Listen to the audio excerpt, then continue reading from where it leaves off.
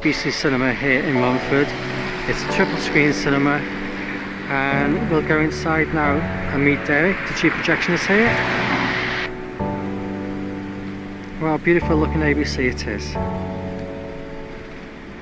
So anyway, as I said, let's go inside and meet Derek at the ABC Cinema here in Romford.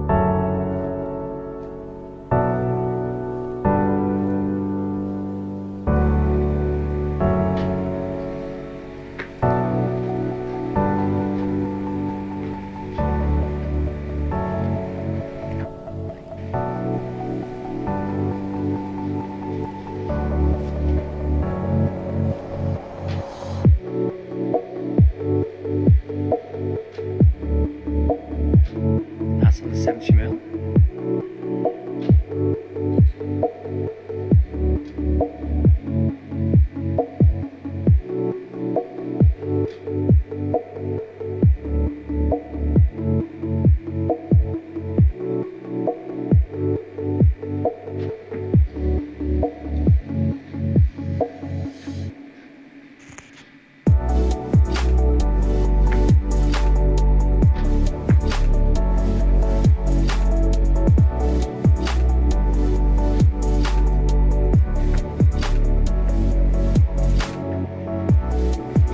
Beautiful.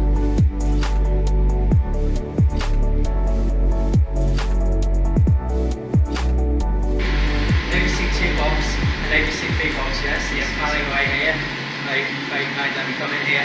It's a triple cinema, I always thought it was a twin cinema, and two projection rooms in one here. And this is Derek, chief projectionist here. Yes, and I know his brother, he used to make energy South End.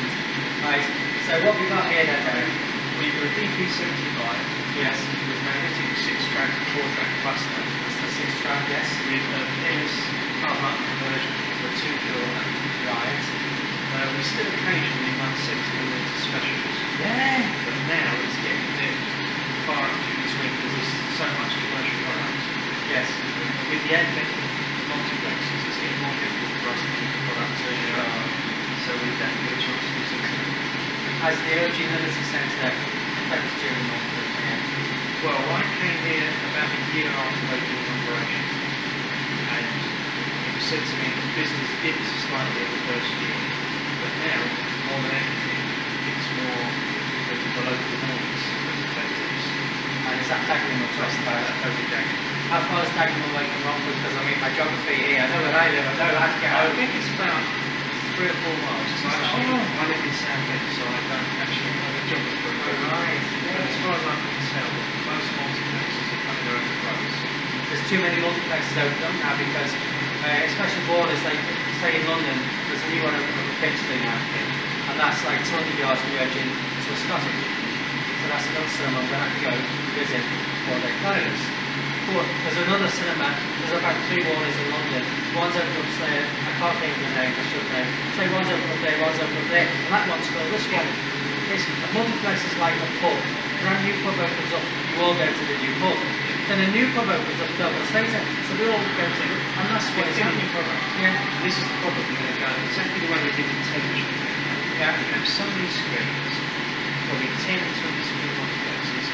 5 of those screens have quality film, the rest of them rubbish. Yes. And what is happening now is like a Liberty over the road has been affected by the whole village. Basildon affected Romford, the ABC Romford in any way, being another multiplex also in Essex? Yeah, not exactly. It hasn't affected us directly. It's affected, I think, probably south of the country. Right. And maybe affected the outskirts, like south of the first spring. Sure. Really more affected by the village.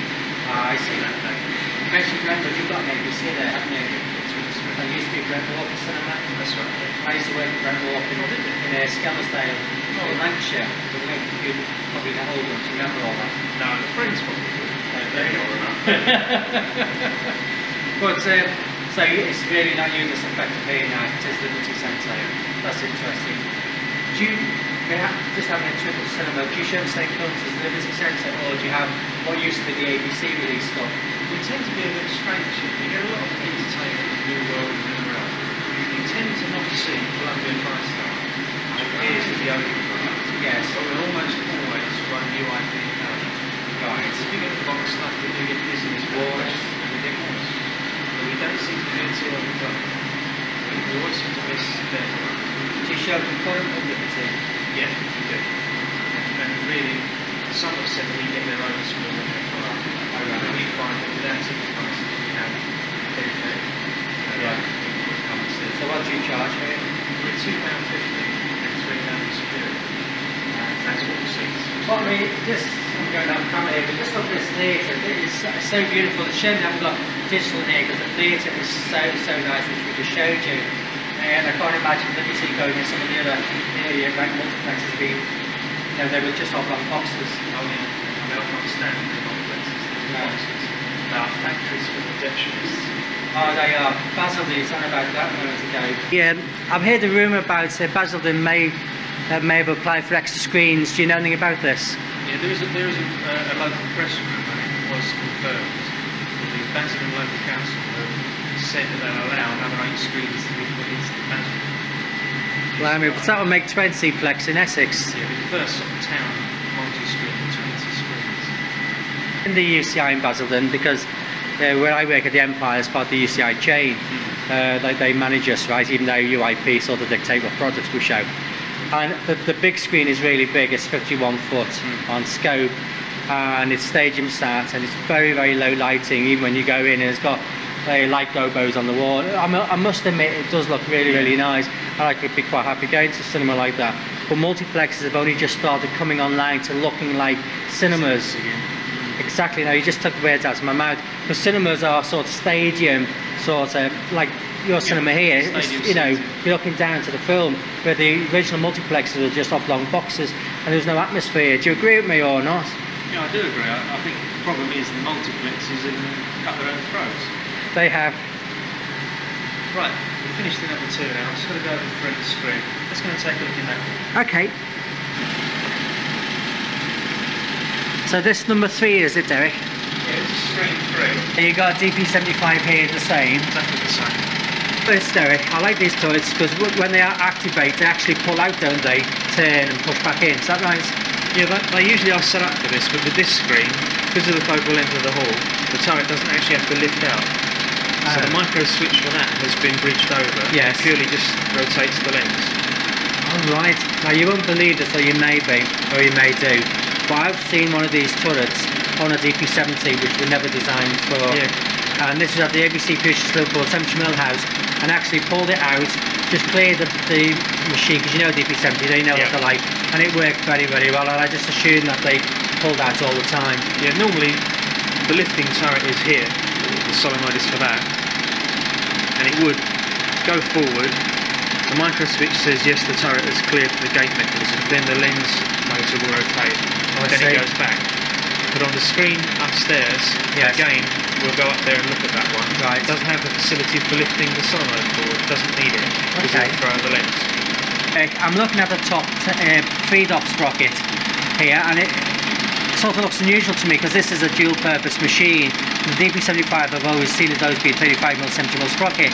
So, what is different about this one? Yeah, on this particular machine we had a trainee projectionist in, and he was finding it very difficult to lace up around these 70mm 35mm sprockets. Of course. So what we've done, we removed the outer cheeks for 70mm, right, which can be used in our 70mm screen should we need them. Right. And it makes it a bit more easier for a junior to lace up and actually see that he's putting the film on the seat. Oh, right. So we're looking at the actual gate here now, the DB75. Is this the sister machine from the number 2? Yes, I believe this one was brought over when it went to single manning. Oh, right. And the leg stand matters were put in its place. I see. Now just to the right of me. Motorised. Oh, so your volume control, what we're looking at now, they are motorised from the main unit over there. Yeah, you could use those from the remote boxes in the hall. But sadly, really? with today's clientele, we've had to lock those ports off. Otherwise, focus and racking would be played with through the screen. Sure.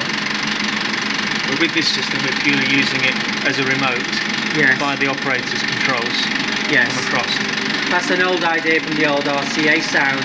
When I worked on the Cross GC3s and the RCA sound, we used to just have that. It's just a very simple. Just a rod connection. That's it. Like I'm looking at this switch control box unit now. The ones I've seen in all the ABCs, it's been double the size of that. So is this small just to fit in your location, or what can you tell me about it? Well, this one's actually a universal unit used for the Auto 1 Mark II, and all the main functions were combined basically for simplicity. Yeah. We wouldn't really get the Mark III in here because of the size of the porthole. Yeah. Basically all the functions that you need have been crammed together on multi-stack contact switches. Ah, so one switch will do, say, tapped open lights down. Yes. So notice in number 2. Everything's been combined. All right. And they're all standard in all 3 screens. Oh, excellent. Sorry, go on. And we find it more easy to use this one for a trainee. Yes. You could go as simply as to say colour code the operation. Right, yeah. That used to be a local ABC joke. Oh, right. Projectionist knew what he was doing if he pressed the yellow button. He knows right. Now tell me, what automation have you got in here? Well, in this screen it's the Gretton Wall Auto 1 Mark II. Yeah, this is the Auto 1 Mark II. Works on the diode pin configuration. One of the earlier models I've been told, but still quite fully operational. Yeah. So one pin will do multifunction again on this, won't it? Yeah, it's as usual as with the standards. Each it's the usual configuration. There's 4 motorised timers inside, which is to conglomerate all main functions such as house lights down, curtains open, footlights up, that sort of thing. That's right. It takes off non-sync to phone sound. Yeah, everything. Ratio. That's excellent. And like one pin for feature change as well, isn't it? Like tabs closed, say lens change, tabs open. It's all off one pin. Yeah, we have 3 really in essence. You have to tell the projector that you still wish to stay on. Yes. Otherwise it could do a feature change and not open the curtains. Right. So what's this underneath the mech? Yes, underneath the mech this is a wine fermentation bucket, but for our purposes it's being used as a water cooler. Now you're sure you're not telling me that you're putting the wine through the projector to ferment it quicker, so you have good bodied wine? Well, apparently the heat from the lamp does help to ferment it quicker. Excellent. No, seriously, so you do need to water cool your projector? Yes, we do. We prefer to have water cooling. The best systems were the old GB Cayley. That's fine about water cooling, but what size energy have you actually got on this machine? Yeah, we're using the 2 kilowatt lamp. And you feel that you need it to be water cooled even at 2K lamp? Yes, we do really, because we've now got a matte white screen where we had Perlux before. Ah, right, yeah.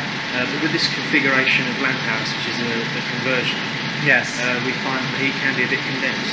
All right. Have you not got a diaper mirror so all the heat's coming into the gate? Yes, we have, but on this particular lamp house, the design was for 4 spherical lenses, which condense the lamp down onto the gate.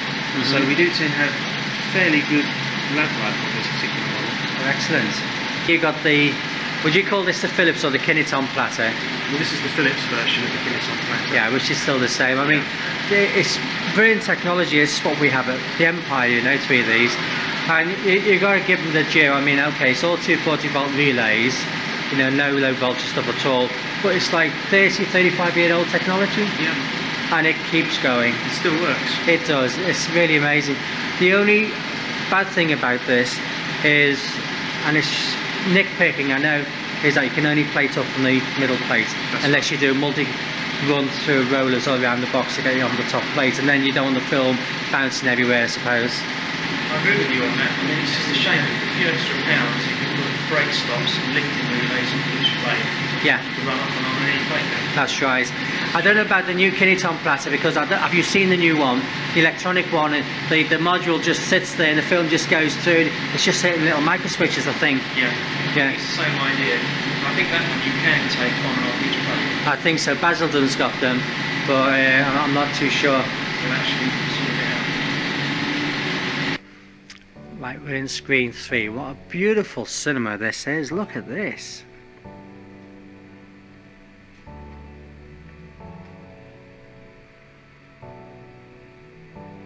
That's lovely.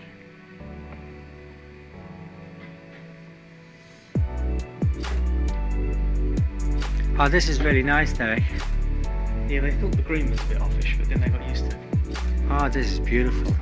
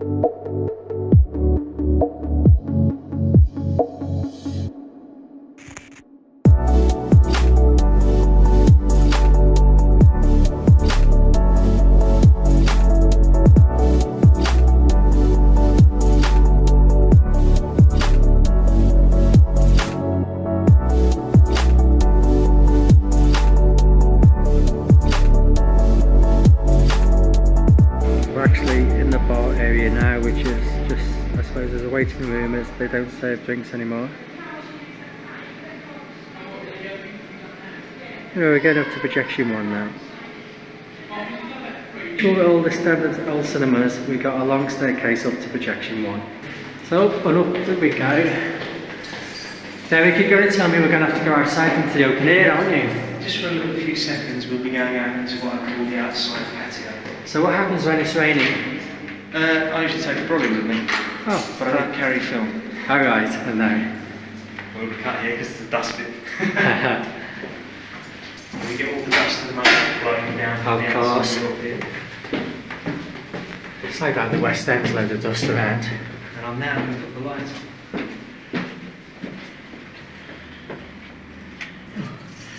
And there we are, on the outside, going into the original projection 1. Derek, I see you cleaning your module. I don't know if you've had problems lately. Are you getting a lot of problems with prints, getting a lot of dust on them going to the projector? Yeah, we're getting a lot of film residue, which I think is where they're bathing the prints now with the protective coating, as opposed to just doing the picture area. Yeah.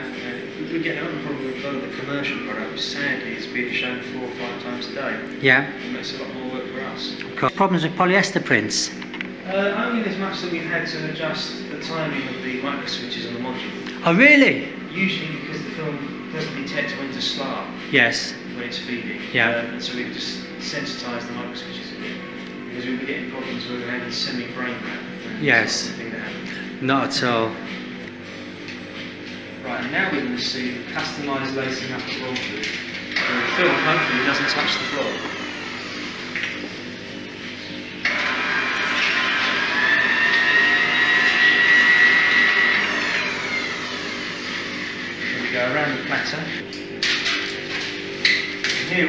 see as in big, not touch the floor. Oh, I'm very impressed. So we don't use bobbins or any of those things here for Yeah. this job. 70mm was kept downstairs just because the masking and control and all the top masking was on the lower level anyway. Oh, I see, yeah. So from the original single screen. So that's why we think they left it there. Right. I'm just looking at the portholes behind you. They look odd, sort of metal, sort of... They're armoured, metal. Armoured? Why is that? The reason for this is that we've got the mirror projection system. Have you got mirror projection up here then? No. Why is that? Well, I think the reason for that is that the actual auditorium, the preceding ceiling is a bit low. Yes. And they couldn't get enough throw for widescreen. So the ceiling must be a lower ceiling than before being the original box? Yes. The rake here was tremendous apparently when it was a single screen. Ah, I bet that must have been great. And indeed it also did live shows. And we had people like the Rolling Stones and No. the Beatles here. Sadly before my time, but they Oh were here. no. So have you got a big stage back at the back, or It's all all been gone? sealed off. We can get to it, but obviously it's nothing to see. We've just had it bricked up. Yes. But we would have had, you know, dressing rooms, and there was an orchestra pit apparently and an organ, but I've never seen any evidence of the old brickwork. Oh right. Oh, that's a shame, isn't It it? is really, because we should have get that. We've got these projectors in the Plaza, but in the Empire I've got an FP30 and two DP70s solely for the #1 screen, and in the Empire 2 and Empire 3 it's just FP30. Because the 70s are like They're solid. they're like the should we say a century projector, they're all cast, and you've got a little door on the front. Yes, It keeps all the map and the noise that's right. confined in. But they're a beautiful machine, they're just purred away, you know. But these things are horrible because if you put them on wrong, and a projectionist here wasn't exactly articulate, and it is possible to cross these as you put them back in. Oh yeah, And what you seem to get there is that is the phone going? You can see the projector's actually on a straight angle, and it is going through a mirror and then down to the screen. The Gretton Ward Mark II, this is the mirror image of downstairs in 2 and 3, when these Gretton Ward systems are all over the ABC circuit, and they're very good automation.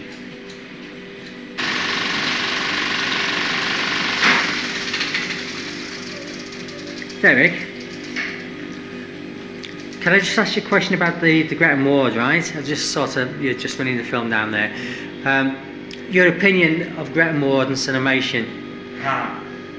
well, I think for novice projectionists or trainees, the Gretton Ward is a boon because a junior projectionist hasn't got a lot to worry about. He's purely got to watch his lines and see where he's going, and all the grouped functions like curtains, open, lights down is all taken care of. Cinemation is more flexible. But in a very long program, I think you could end up running out of lines. That's true, but it depends how flexible you want it to be. Exactly. Yeah. It's down to your personal preference and the show and the equipment you've got. That's And right. I've worked on both systems, and I think they're both equally superb. I think it's horses for courses, isn't it? Like you say, the Gretton Ward is excellent for trainees because it's multifunctional and there's not a lot for them to grab hold of in initial stages. But once they learn it, perhaps they can do more with Gretton Ward and the very basic functions. Oh, definitely. Yeah. It's also a good thing, like we do here, we sometimes go into manual. Oh, excellent. Timed presentation. Yes. You get to screens to do it, go to manual, you're going to get a better show. Yeah. I always check the sound with the leader diamond. Always do it on sound start, picture and go. Oh, excellent. Because there's been occasions here where you have people say, where do you lace up? You know, novice, they say, you see where that metal line goes down? Yes. The loop's at its biggest, it's just missing that. Because you get entirely wrong. Yes. Is it just Dolby A you've got up here? Yeah, we've got Dolby A. I see you've got the CP55 there, Derek. Yes, a bit of an oddity. We had the old B&D deck here, and we had a few Really? problems with these Yes. speakers. Yes. So we had JBL speakers put in, and they came up with this lovely CP55 Yes. with what is now a rare MGM Cinemas monitor amplifier. Yeah, you perhaps could sell this at a film fair or something, Derek, you know, and just stick a plate in there and, you know, you probably get a few bob for it. No, I'm only teasing. No, it is a rarity and it's nice to see, isn't it? Yeah, there are people that at these film fairs that say they would buy these, but it is quite nice in the fact is that they actually taken the time to make MGM Cinemas match the actual Dolby unit. Yeah, and it does, even the push buttons, the colour. Now that is good, and so, you know, perhaps MGM wasn't all that bad. No, I think really this is a good setup for, again, novices, because the light lights up telling you where you are. Yes. And I think some juniors need to know where they are, and with this digital age and Yes. computers and CD players with liquid crystal displays, Yes. they prefer to have something that lights up when they push a button. Absolutely. And you've got QSC from Sound Associates, or? No, that all came with the rack when we Really? had the MGM engineering. Well, normally you find with Sound Associates the amps they put in are QSCs, so it must have been something from somewhere perhaps. Nice looking rack. We're looking at now over here, Derek. Yes, you've got the electrosonic fluorescent style electronic dimmers. Oh yes.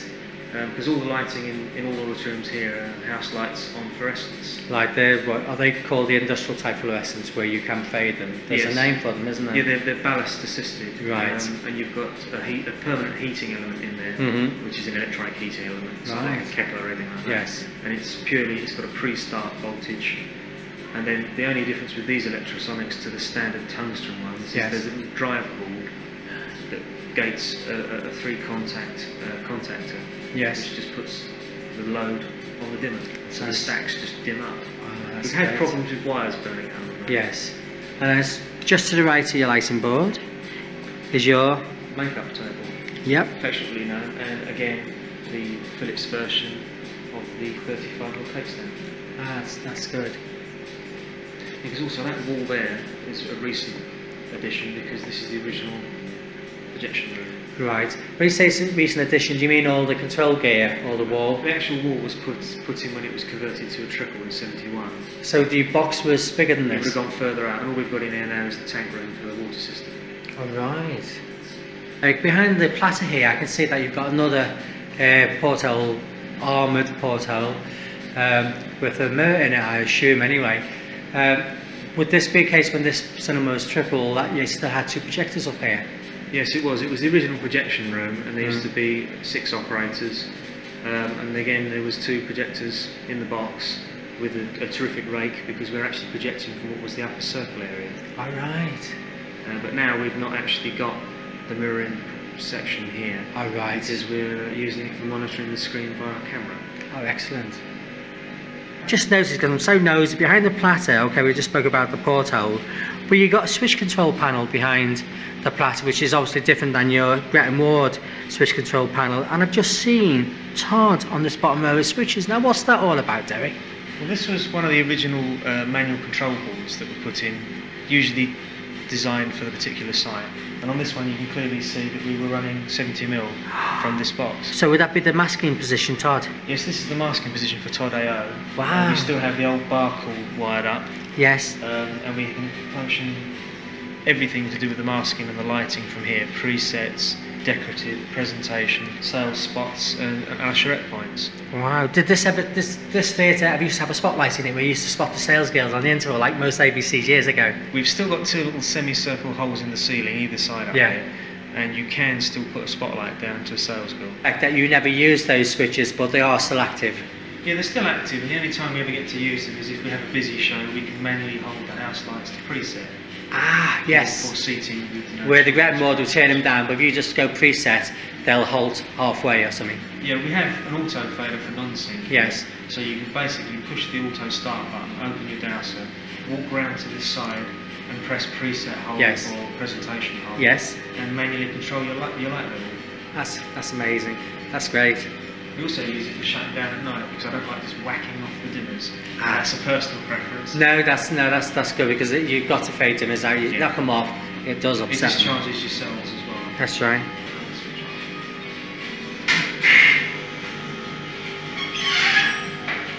Well, I'll start the show. You can film that one.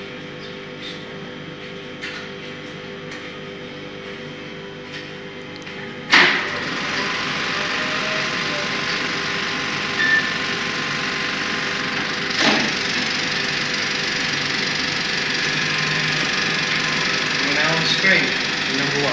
Oh, excellent.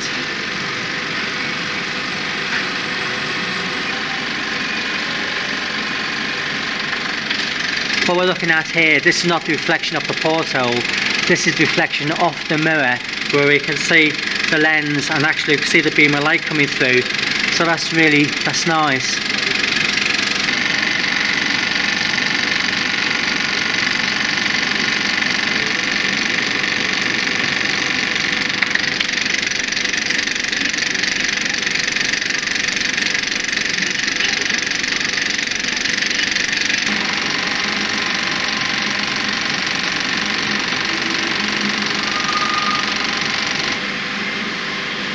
Well, Derek, it's been a pleasure. Thank you very much indeed for letting me come in and have a look around your box. It's been a shame, you like beautiful theatres, lovely boxes. Yeah, I can't believe it's triple cinema, but all three cinemas really big and nice and cozy. That's very kind of you to say so. So impressed. Anytime. Thank you very much indeed. Thanks for coming. Thank you.